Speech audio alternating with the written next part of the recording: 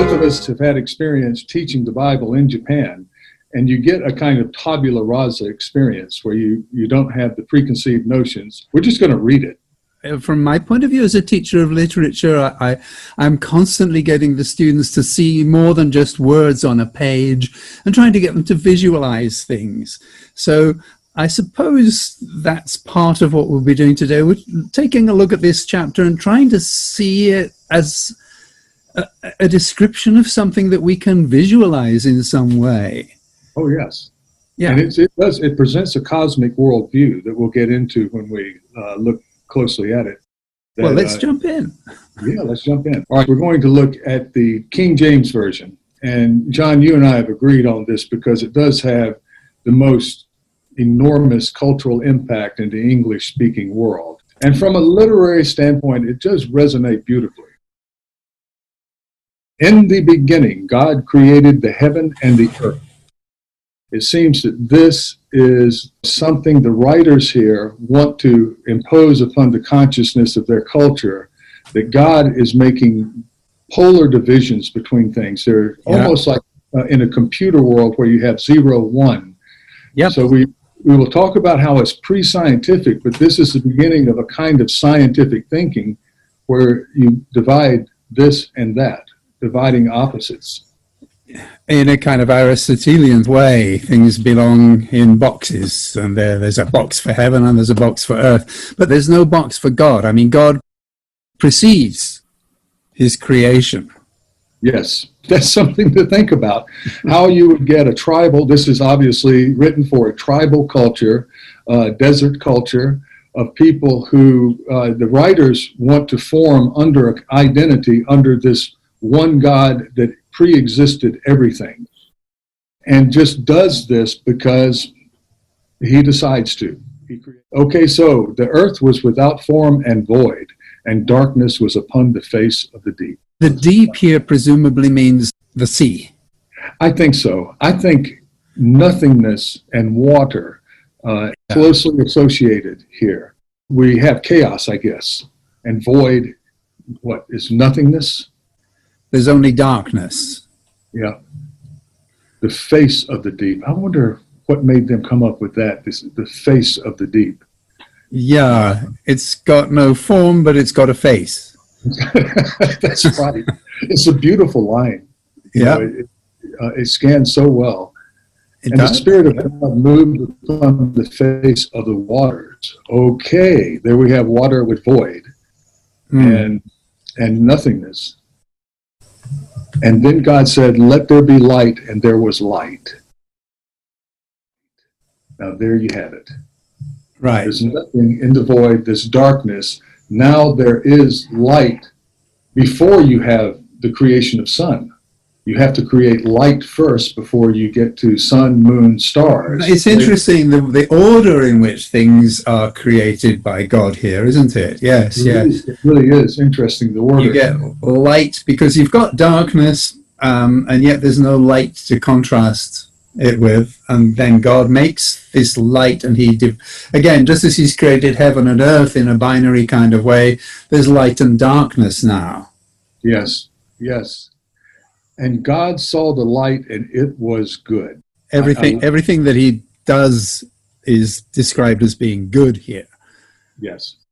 Light is good. Now, when I'm teaching this, I turn off the lights in class and remind the students, and it's usually something like 2 o'clock in the afternoon, but it goes dark. Even on a sunny day, it goes dark. I said, this is the best you get in a culture without electricity and so forth. And do any of you want me to turn the lights back on again? And oh yeah, please. There's something unsettling about darkness. Right. And light is good. There was light. God saw the light, and it was good. And God divided the light from the darkness. Again, the division. Yeah. I mean, it's implicit that God also created the darkness because he created the heaven and the earth was without form, and darkness was on the face of the deep. So it seems that God created the darkness as much as he created the earth. It's just that I'm thinking a little bit ahead here to issues like, did God create sin? Yeah. Because, I mean, that's a big theological issue, you know, especially in the Middle Ages or early modern period, that everything that God created was good. So sin must have come from somewhere. Yeah. And there are other sections where God seems to be a mover in a greater cosmos, as in competition with other gods. And this God is more powerful, as we're told time and again. And is there something before God? Was there darkness before God, and then God becomes the prime mover after God somehow moves into the cosmos? I don't know. Yeah, called the light day, and the darkness he called night. So you have to name light and dark. Right. In this new cosmos, it can't just be light and dark. It has to have names. The naming of things is very important, isn't it? God shows all the animals and so on to man so that they can be named. Yes. And again, day and night are the two divisions. Yes. Then the evening and the morning were the first day. Right. All right. So we think, John, I think of the day starts after 12 o'clock midnight, right? And I never think that way. You don't. None of us do. We do think of the day as sunrise, sunset. Tend to, but here it seems to be that the day starts in the evening and goes through the night and then into the morning.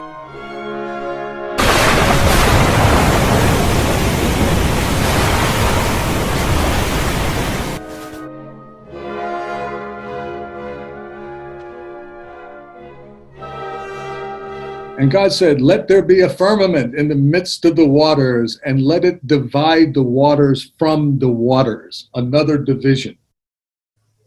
And the firmament, this has confounded many more than one of my students. What are they talking about? And I've done a lot of looking into the firmament. It's the sky dome in their minds. In mythological culture or pre-scientific culture, the dome above the world. And why does there need to be a firmament? Because you're in the midst of the waters. This is very, very difficult to visualize. Can we jump into verse 7 and look at these two together?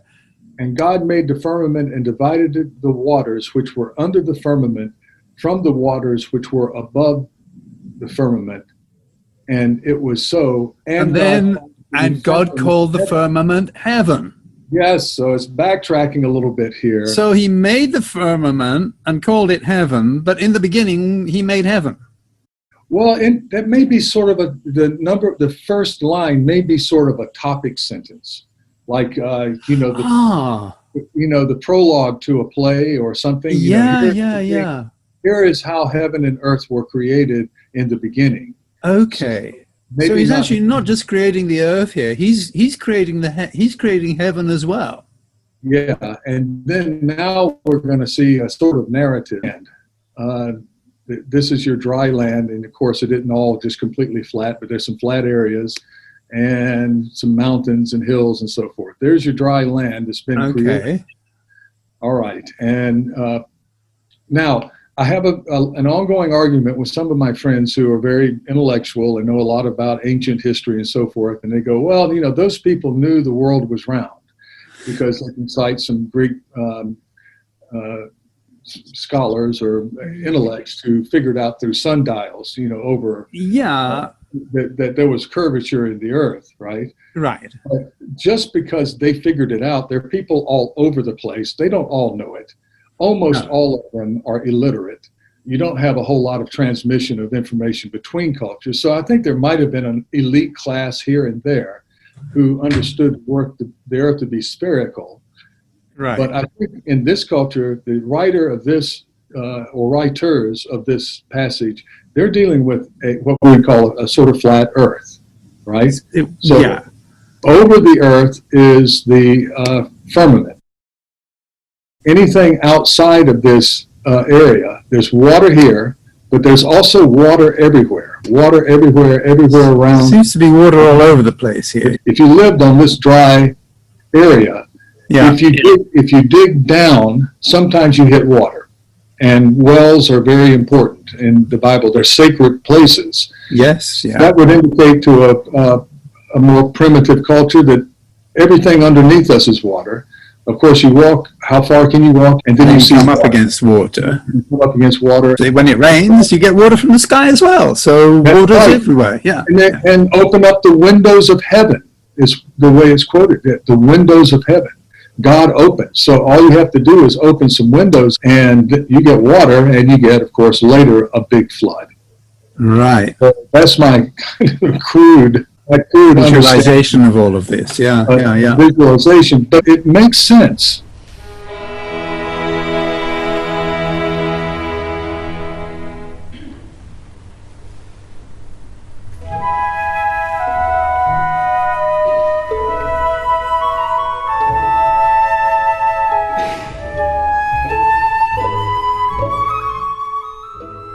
And the evening and the morning were the second day.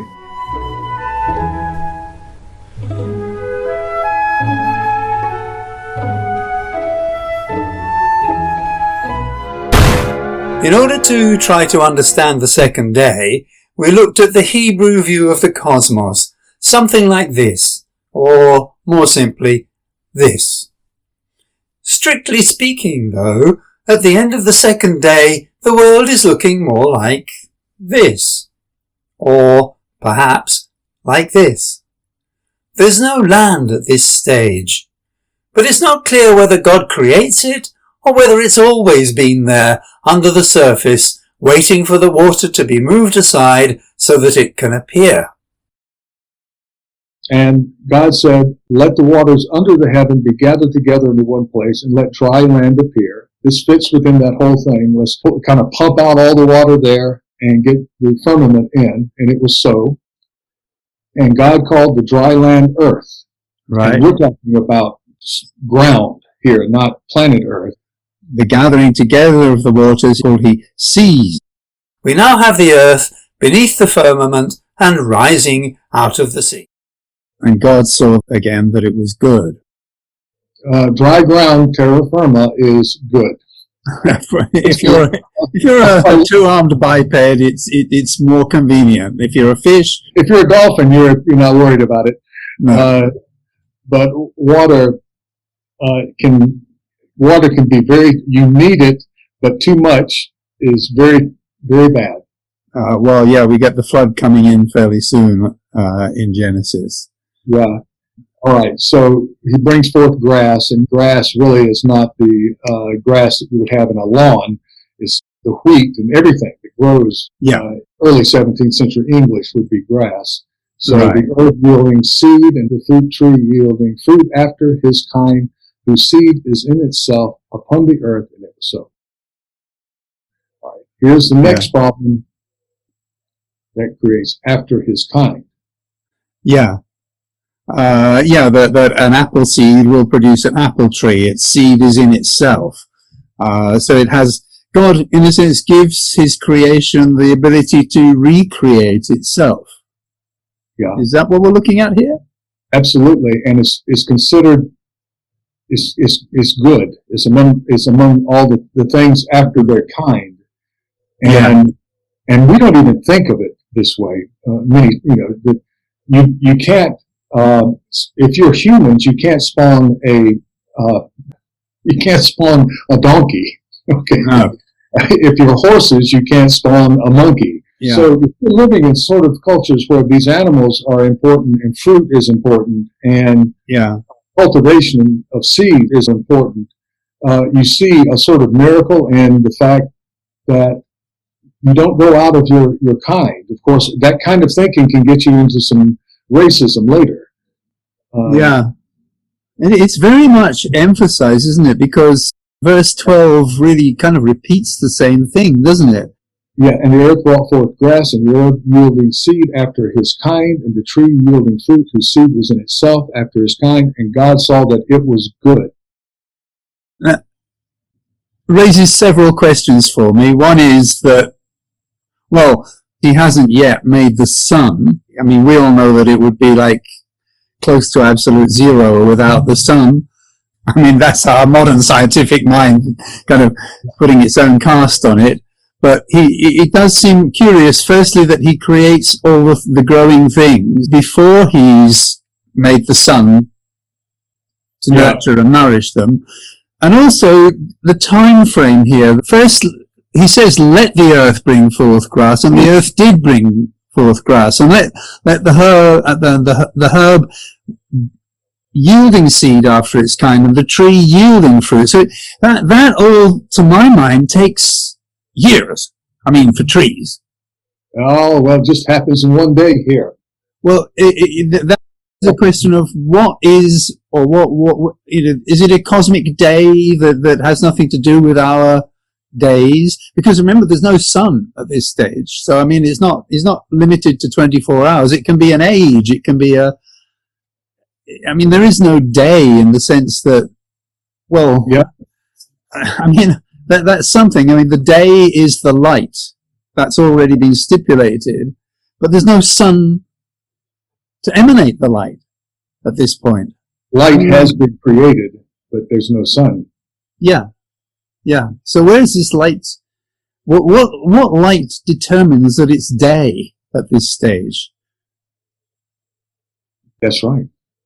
We don't know, do we? We're But it's not connected to what we know as a day, where there's a sun that rises and sets, and the evening and the morning are already happening.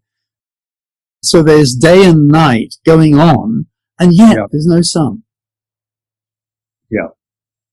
Well, also, if you took it outside of and just said this is all happening very quickly, and God's just drumming this up like a kind of curry, and making this all happen very quickly, we'll find out later that God has to rest. It's not easy work.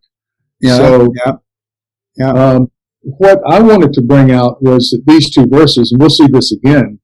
It was good, but there are a couple of places here where things are repeated, which indicates to me that these are oral texts that are to be read to people who probably can't read. And that's why you have this repetition. And it is an early example of what anybody who's in marketing or advertising should know. In page 1, you get people to do things through repetition. Yeah. But also get people to remember things through repetition. Yeah. And I think the importance of that is trying to carry these stories from one generation orally to the next generation, because you just don't have that many copies of the manuscript. Because you've got God saying, let the earth bring forth grass, and then you've got the earth kind of doing what God's told it to do and bringing forth grass. That's right. And with the kind of lesson in there, do what God tells you to do. Because we find that out a lot.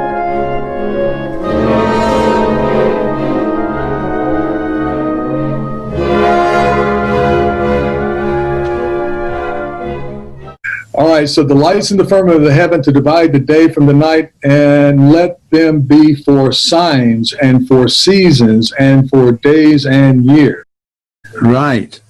So the first day and the second day and the third day existed before these lights in the firmament were there to make days possible. Right. I mean, this is virtually impossible to visualize, isn't it? We can't really expect. I mean, our students must be thoroughly confused by this point. Yeah, in the best cases, and culturally in Japan, these details would be of extraordinarily large importance. The sequence in the detail. Yeah. And here it seems to be, I mean, there's not even any kind of acknowledgement that this might be some kind of a problem.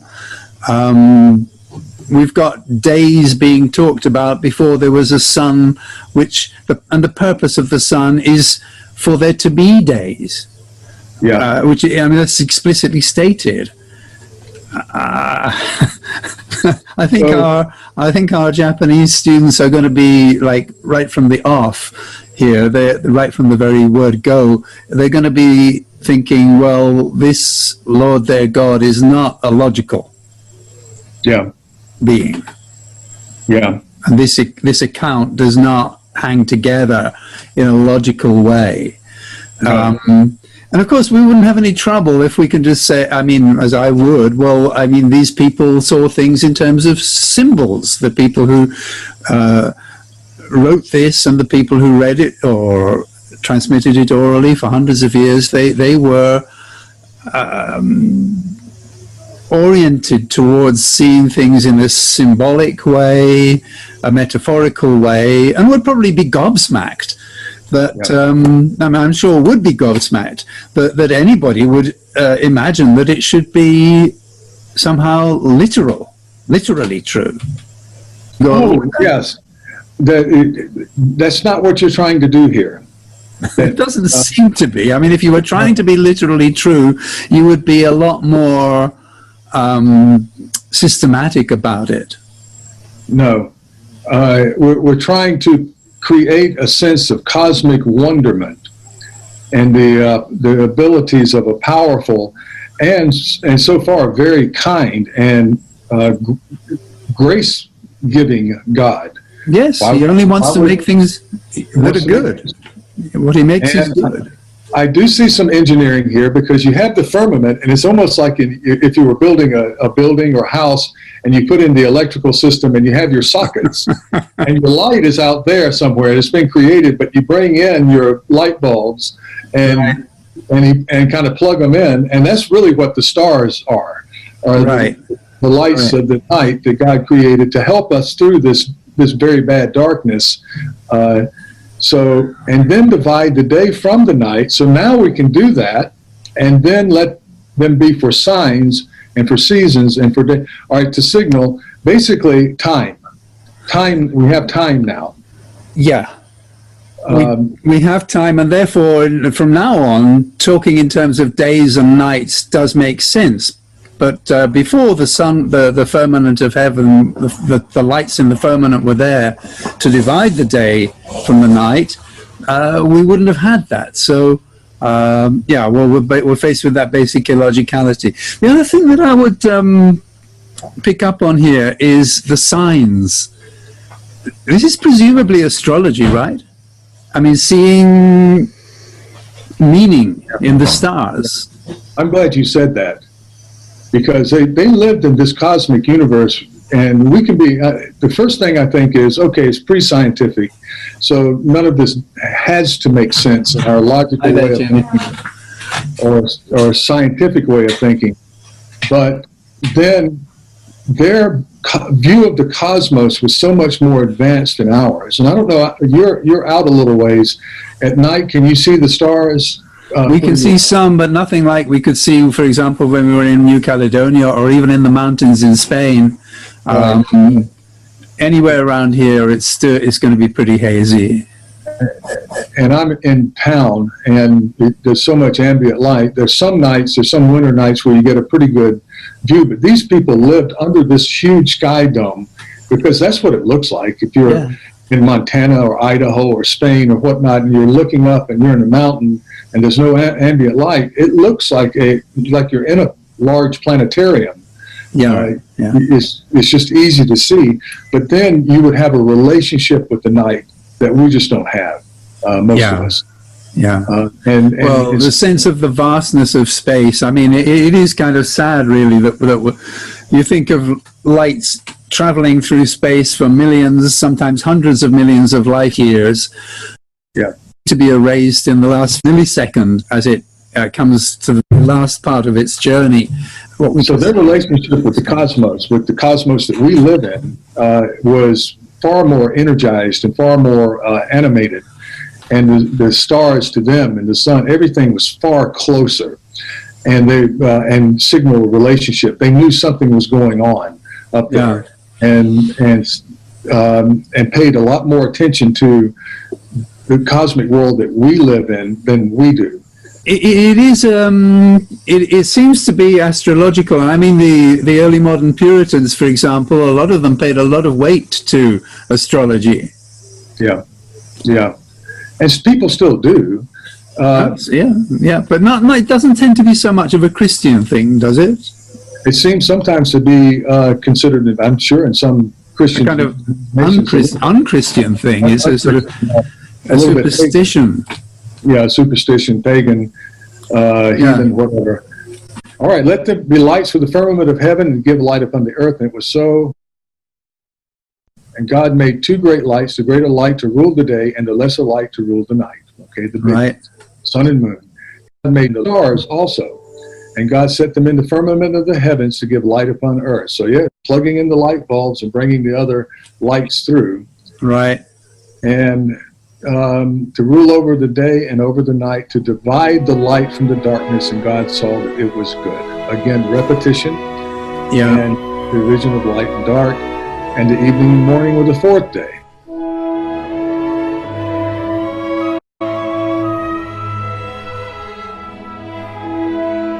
All right, so here we're going to get some creatures. And God said, let the waters bring forth abundantly the moving creatures that have life, and fowl that may fly upon the earth in the open firmament of heaven. All right. Right. So I think it's the beginnings of a kind of biology, a biological reasoning. The moving animals as separated from the animals that don't move around so much.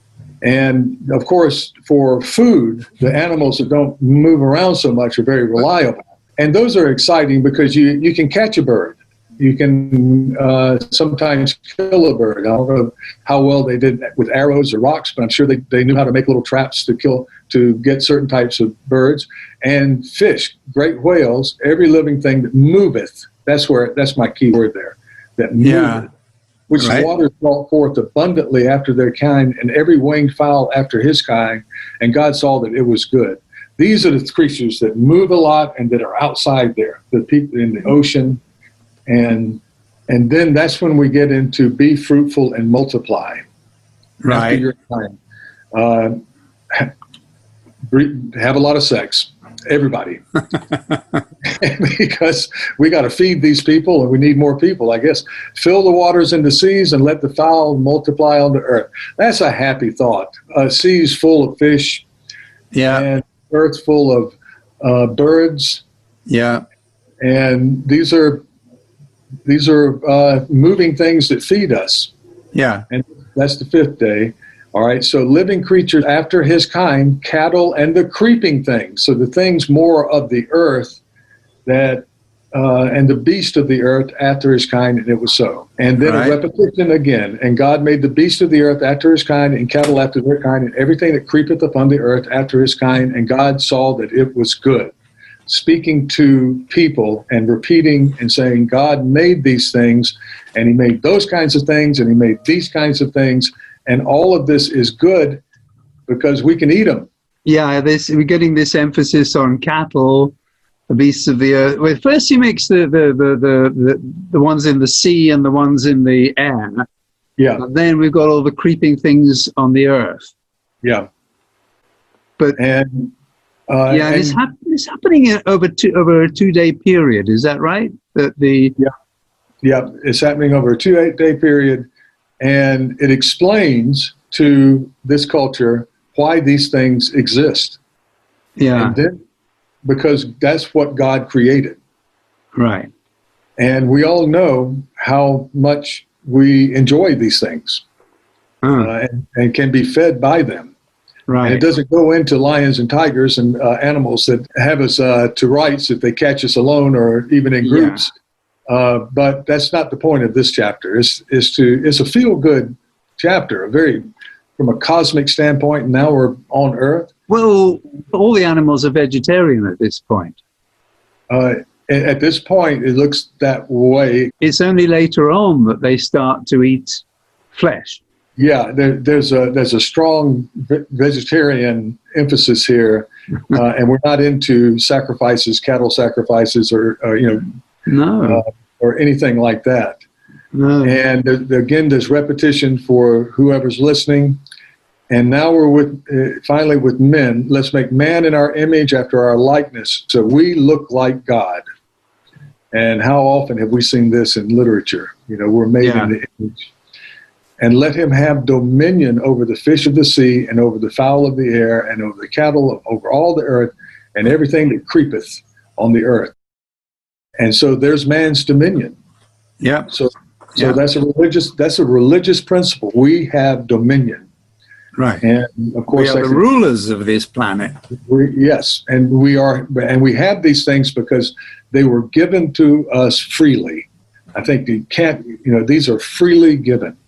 Right. So, whereas I get tangerines, I get them from the store, and I pay, I think, too much for them, but but they're freely given. If you have a fruit tree, it will give you fruit, and it's free. Yep. And the cattle make more cattle. Yep. Without you intervening or anything. If you manage these cattle correctly, that's free too. They just come freely. Right. And boy, that was no pun intended. But and we are in the image of God. We are higher up, but we are greatly beholding to God. I think that has to come out. God is giving us all this stuff. He's given us dominion over all the fish and the fowl and the cattle and all the creeping things, and we are the boss. We're the lords of our planet. Yeah. But we are also indebted. We begin this indebted to a God of grace that does this apparently out of the kindness of his heart. And so God created man in his own image. It says again, in the image God created he him, male and female created he them. It's almost that's almost a drum beat there in the James version. Right. Male and female created he them. And we've got, all the way through, we've got this kind of pattern of God saying, let this, and then it happens. So we've got this repetition. God saying, let it happen, and then we're being told that it does happen. That's right. Let the earth bring forth the living creatures, and God made the beasts and earth after his kind. Let us make man in our image. So God created man in his own image. So let it happen, and then it happens. Yeah. And this is all really good. And the men and women get to be fruitful and multiply, replenishing the earth. Right. Subdue it, keep control over it, and have dominion over the fish of the sea, over the fowl of the air, repeated, over every living thing that moveth upon the earth. This is a very, very happy thing. If I had no images of God from whatever religious training that I had as a kid, if I were just coming to this as one of my students, this would be kind of next to Santa Claus. A jolly, happy, gracious God who made us this kingdom that we can have dominion over, and tells us, hey, go make some more people. That's fun too. Here's all your food.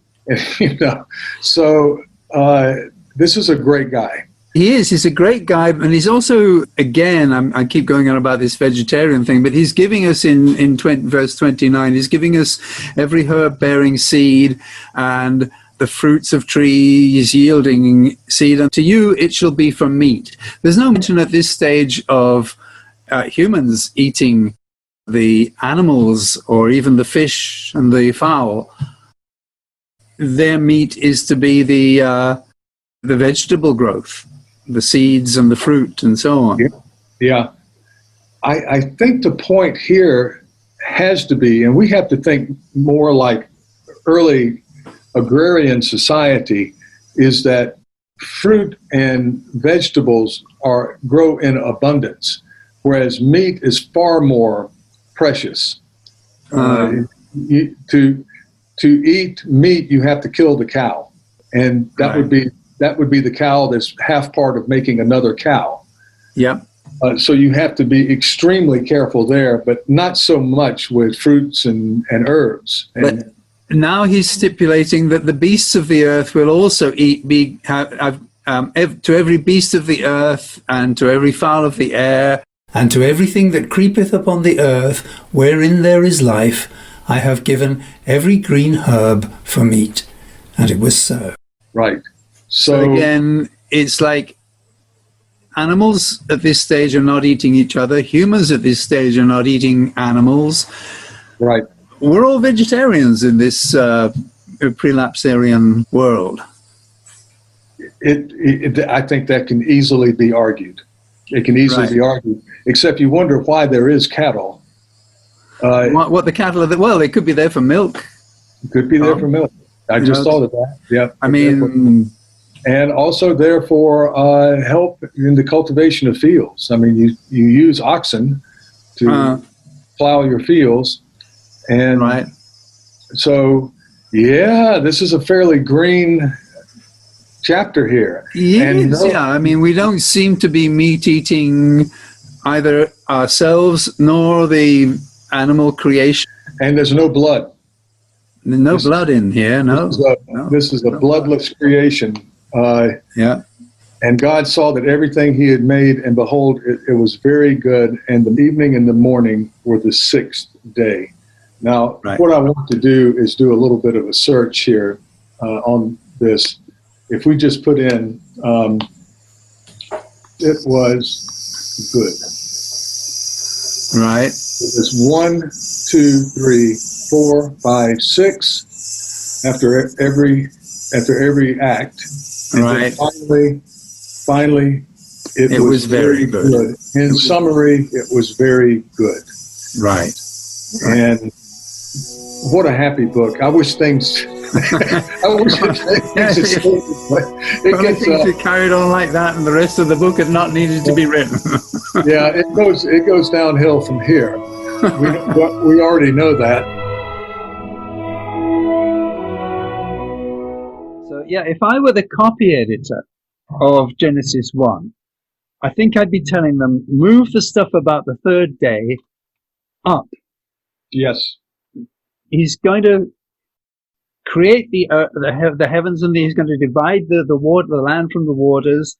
Fine. But then he has to make the sun to make there be day and night. Otherwise, what is the first day and what is the first night?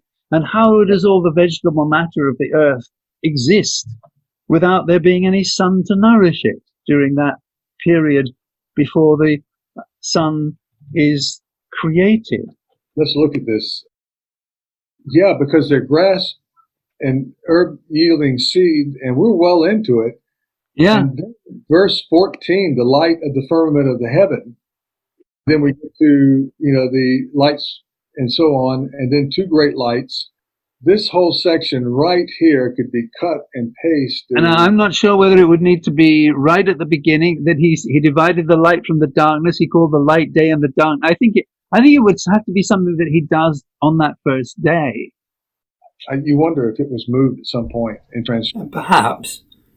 Or perhaps there's a conscious intent here. Perhaps the aim is to make the point that the true source of light is God, not the sun and the moon and the stars, and that we should be worshipping God, not the lights in the sky as the pagans do. You can have light before you have sun, yes, and darkness before you have sun, because sun and moon are sort of manifestations of a more general phenomenon. Yeah, and the great manifestations of light. So that had to. Yeah, I mean, I'd be fascinated to know what made that be the third day and not something that happens right at the beginning.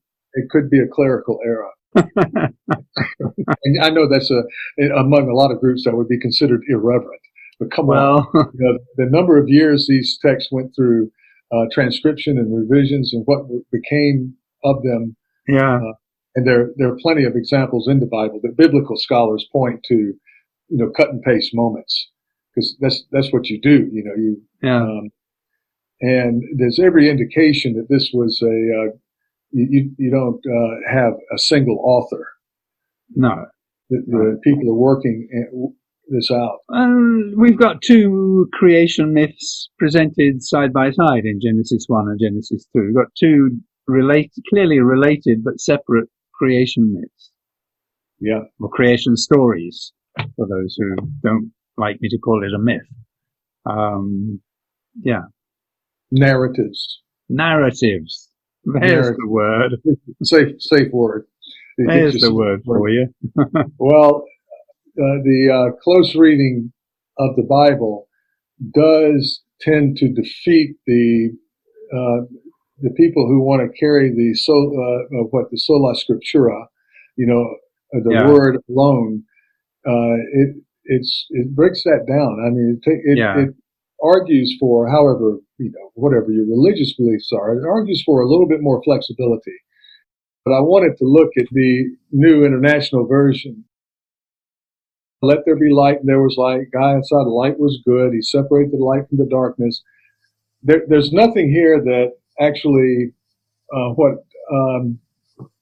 brings any kind of meaning to what we were having trouble figuring out. No, it doesn't cast any further light onto our confusions or difficulties with these verses, no. But it might be for people who are trying to teach the Bible for whatever purpose, it might be more accessible. However, I have gone with the King James. Well, King James is poet.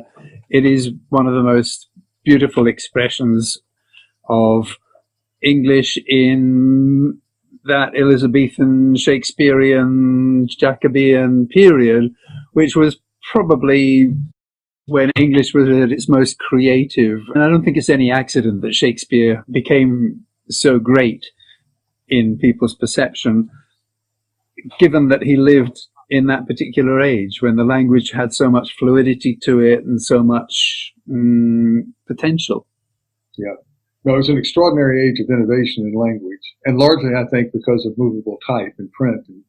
And, the trying to take the vernacular, the vulgar language, and ramp it up and make it something like the ancient languages, give it the same structure and beauty and power of the Latin and the Greek that so many people studied at that time. But, well, of course, underlying the King James Bible, we have the Tyndale Bible, and the specific lexical choices that were made really did put English on the map, as opposed to English, kind of Saxon-based English on the map, rather than the more kind of flowery or erudite kind of Latin-based language. The lexical choices that were made in that very early stage of translating the Bible was hugely important.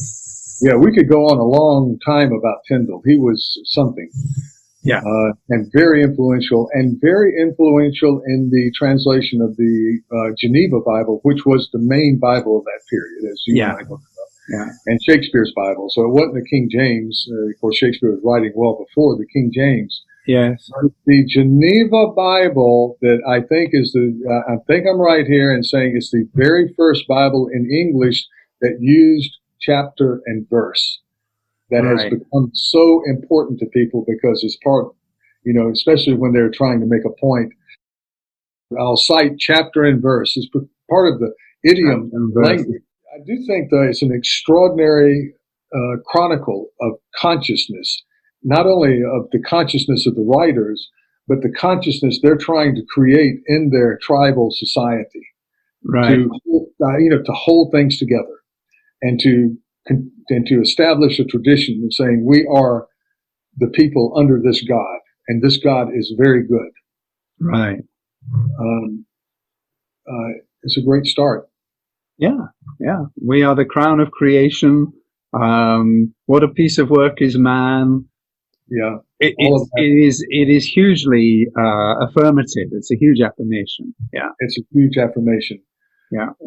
Of God and man. Well, man hasn't gotten to do anything yet, but it's looking good. The management team is in, and it's looking very, very good. Like this would be very, very happy. Yeah.